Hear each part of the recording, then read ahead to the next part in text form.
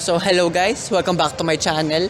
This is not race number 2, that's actually next week. So I'm here again at E-Kartraceway for a private practice session along with race winner Miss MJ and my fellow friend and competitor now Xavier Season. And he will arrive in a couple of minutes, so I decided to shoot my intro for now. So just a simple practice day today and hopefully to work more of my racecraft for next week's race.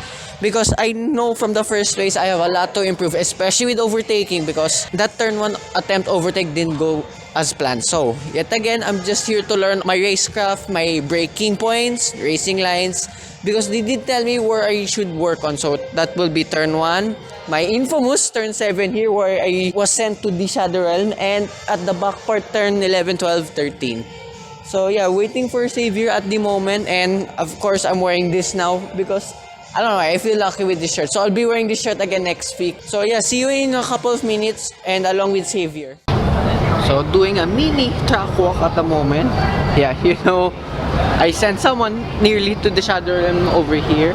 Yeah, this is the one place I need to work my braking point. So I assume if you start going left, you start braking immediately. What I did in my first race, I was actually in the middle of the track.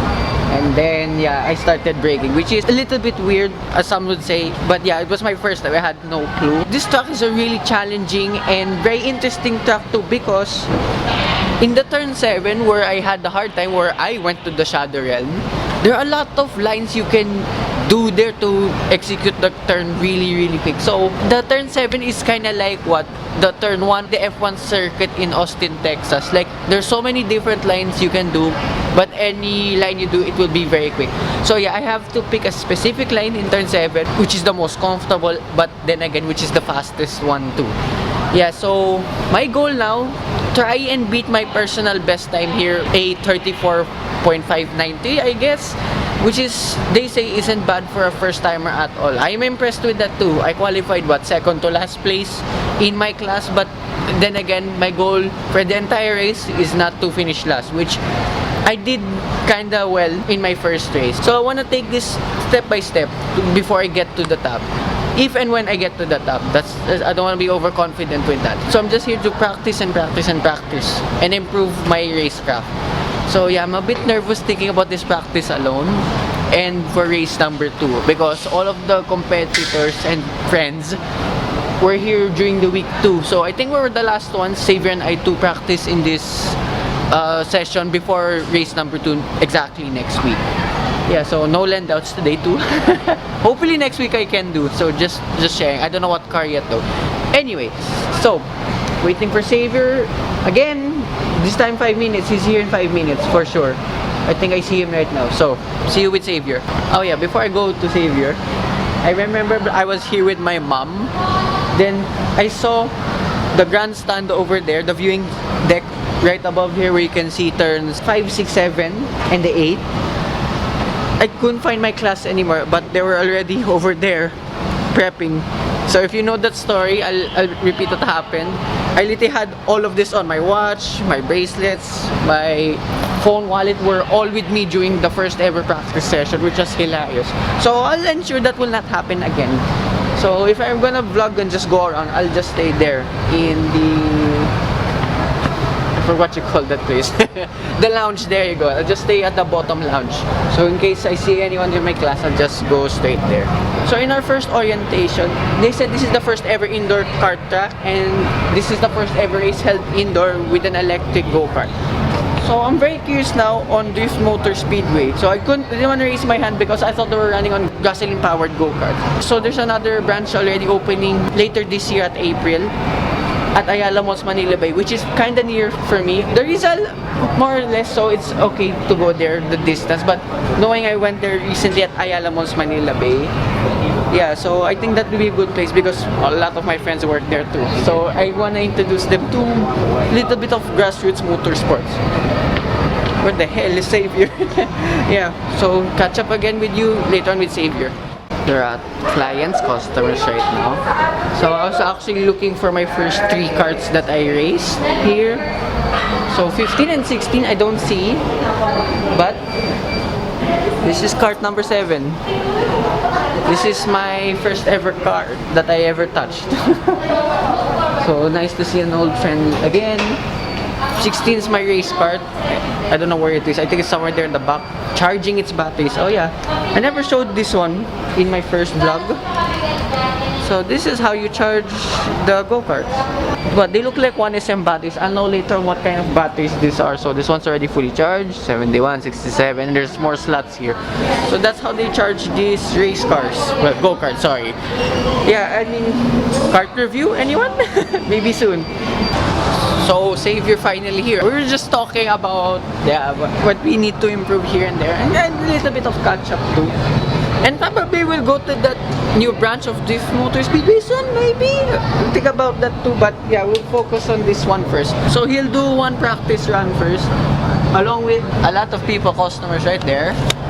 And I'll join him again later. Rich kid. Just kidding. I want just to make use of this free voucher just for one practice run. That's fine for me. So yeah, I wanna have the track all to ourselves, MJ, Xavier, and I. Hopefully. Unless Cedric comes again. I'm not sure if he'll be here. Well, he's the one who finished third place in the first race. But he was here yesterday, so maybe he'll come again today. Not sure about that, but yeah. My boy right there. Good luck with part 1. Oh, I got it.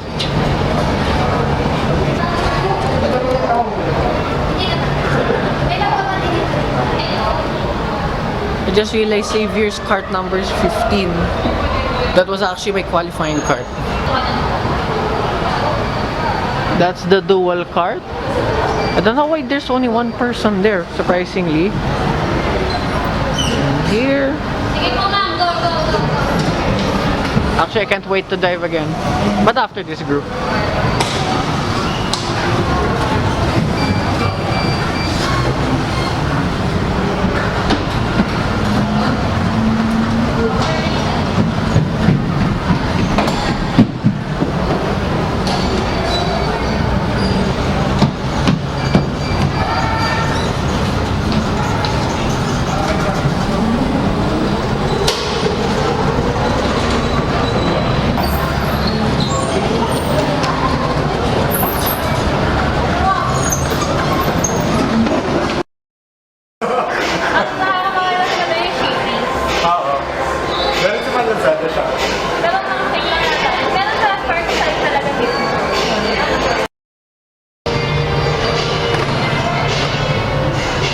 They're practicing, I'm not.